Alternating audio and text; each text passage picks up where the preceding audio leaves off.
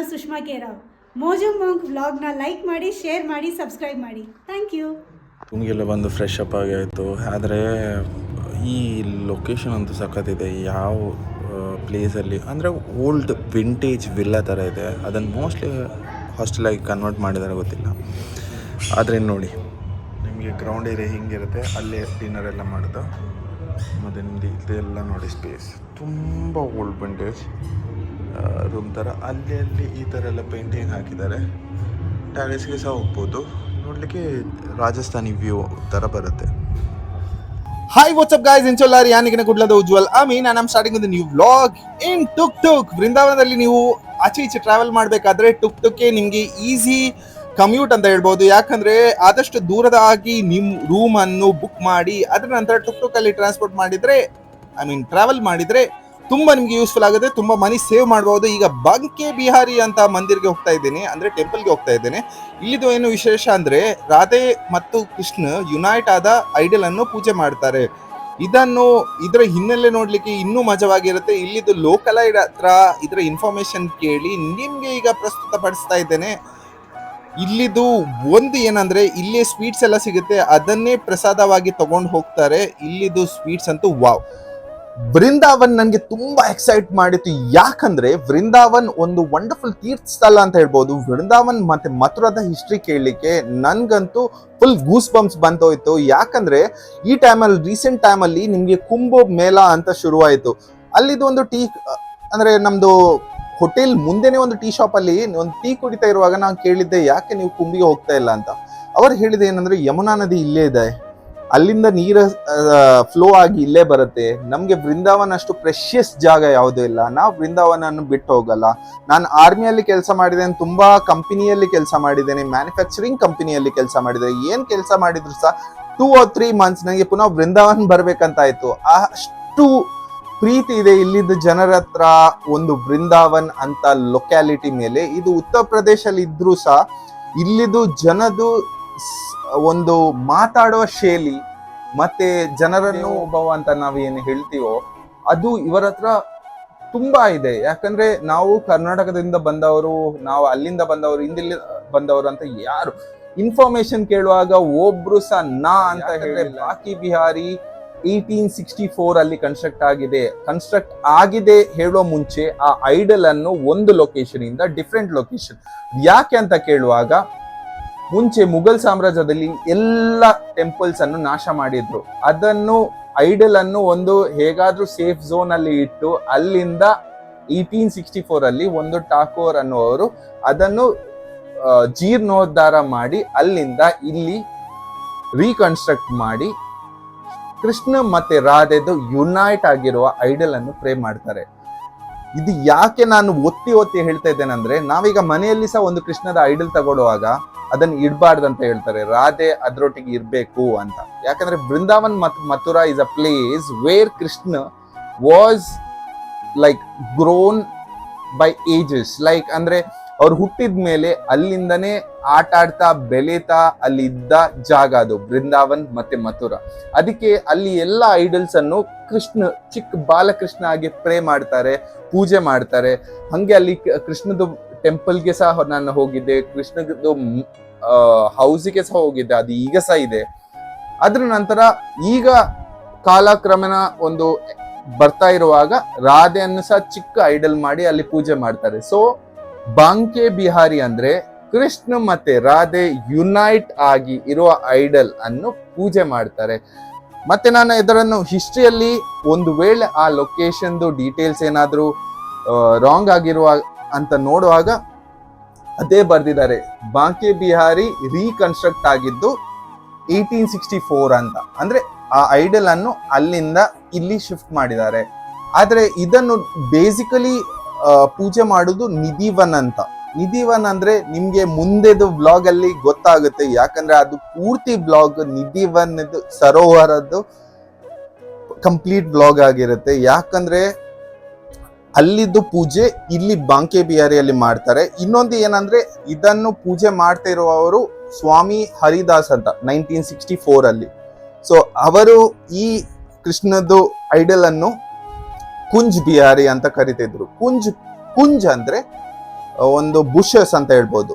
ಬಿಹಾರಿ ಅಂದ್ರೆ ಬುಷಸ್ ಅಲ್ಲಿ ಇರುವ ಕೃಷ್ಣ ಅಂತ, ಕುಂಜ್ ಬಿಹಾರಿ ಅಂತ ಕರಿತಿದ್ರು ಅಂತ.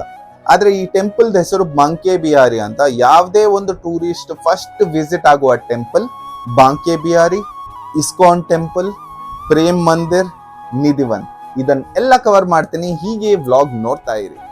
ಬೃಂದಾವನ್ ಅಲ್ಲಿ ಇಸ್ಕಾನ್ ಟೆಂಪಲ್. ನನಗೆ ಮುಂಚೆ ಇಸ್ಕಾನ್ ಟೆಂಪಲ್ ಅಂದ್ರೆ known for construction, known for idols, known for Krishna, known for foreigners who believe in Krishna ಅಂತ ಇಷ್ಟೇ ತಲೆಯಲ್ಲಿತ್ತು. ಅದು ಇಲ್ಲಿ ಬಂದ ಮೇಲೆ ವ್ಯಾನಿಷ್ ಆಯ್ತು. ಯಾಕಂದ್ರೆ ಒಂದೆರಡು ಜನರ ಹತ್ರ ಮಾತಾಡುವಾಗ ಒಂದೇ ಕೇಳಿದ ಏನಂದ್ರೆ, ಕೃಷ್ಣ ನಮ್ದು ದೇವರಲ್ಲ. ಕೃಷ್ಣ ಏನಂದ್ರೆ ನಾನು ಹುಡುಗಿ ಆಗಿದ್ರೆ ನನಗೆ ಬ್ರದರ್, ನನ್ನ ಫ್ರೆಂಡ್ ಆಗಿದ್ರೆ ಅವ ಫ್ರೆಂಡ್, ನಾನು ಮಗು ಆಗಿದ್ರೆ ಅವರ ಅಪ್ಪ. ನಾವು ಹಂಗೆ ಮಾತಾಡಿದ್ರೆ ನಾವು ಹಂಗೆ ಕಮ್ಯುನಿಕೇಟ್ ಮಾಡಿದ್ವಿ. ನನ್ನ ಲೈಫಲ್ಲಿ ನೀನು ತುಂಬಾ ಕೊಟ್ಟಿದ್ಯಾ, ಥ್ಯಾಂಕ್ ಯು ಅಂತ ಹೇಳಲಿಕ್ಕೆ ನಾವು ಇಲ್ಲಿ ಬರೋದು. ನಾವು ಎಂಜಾಯ್ ಮಾಡ್ತೇವೆ, ಕೃಷ್ಣನೊಟ್ಟಿಗೆ ಡ್ಯಾನ್ಸ್ ಮಾಡ್ತೀವಿ. ನನಗೆ ಅದು ಕೊಡು, ಇದು ಕೊಡು, ಕಾರ್ ಕೊಡು, ಮನೆ ಕೊಡು ಅಂತ ನಾನು ಯಾವಾಗಲೂ ಬೇಡಲ್ಲ.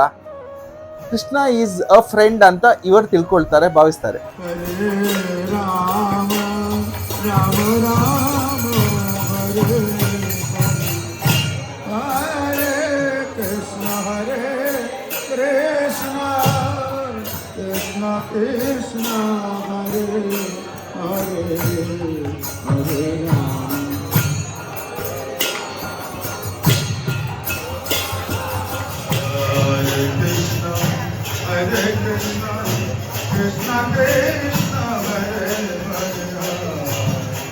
ಮತ್ತೆ ಒಂದು ಇಸ್ಕಾನ್ ಟೆಂಪಲ್ದು ನನಗೆ ಐಡಿಯಾಲಜಿ ಏನು ಇಷ್ಟ ಆಯ್ತಂದ್ರೆ, ಯಾರು ಬಂದ್ರು ಸಹ ತನ್ನ ಹೊಟ್ಟೆ ಕಾಲಿಟ್ಟು ಇಲ್ಲಿಂದ ಹೋಗ್ಬಾರ್ದು ಅಂತ.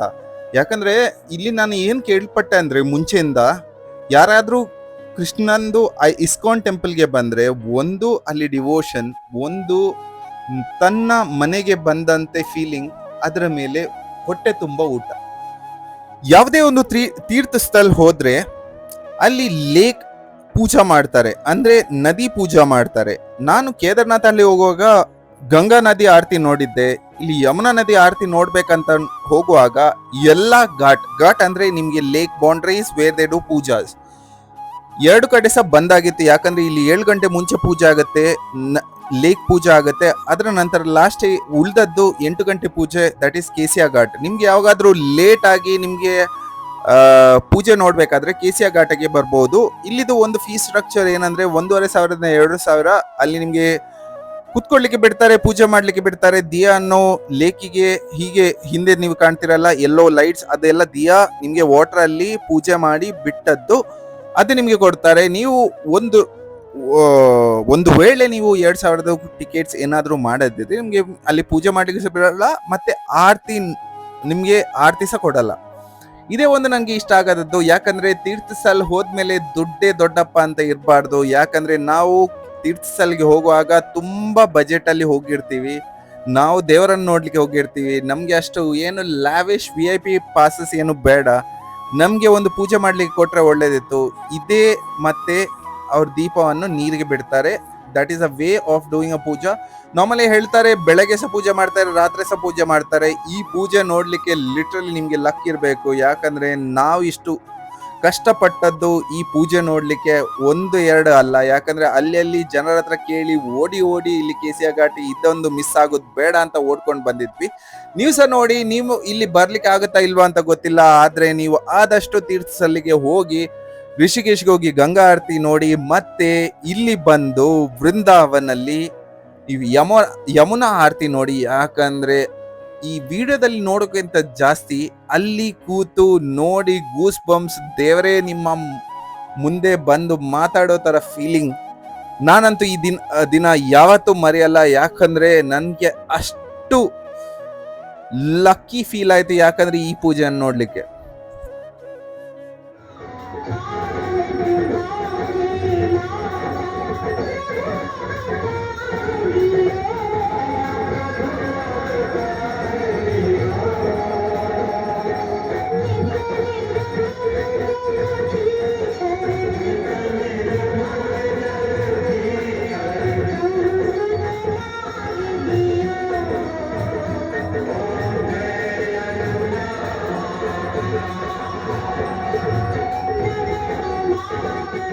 ಹೇಗಿತ್ತು ವೃಂದಾವನ್ದು ಫಸ್ಟ್ ವ್ಲಾಗ್? ಯಾಕಂದ್ರೆ ಒಂದು ಟೆಂಪಲ್ದ ಬಗ್ಗೆ ಇನ್ಫಾರ್ಮೇಶನ್ ಕೇಳಲಿಕ್ಕೆ ಮತ್ತೆ ಆ ವಿಡಿಯೋ ಮಾಡ್ಲಿಕ್ಕೆ ತುಂಬಾ ಜನರ ಹತ್ರ ಪರ್ಮಿಷನ್ ಕೇಳಬೇಕು, ಅವ್ರು ಬಿಡ್ಬೇಕು, ಅದ್ರ ಇನ್ಫಾರ್ಮೇಶನ್ ಕಲೆಕ್ಟ್ ಮಾಡಬೇಕು.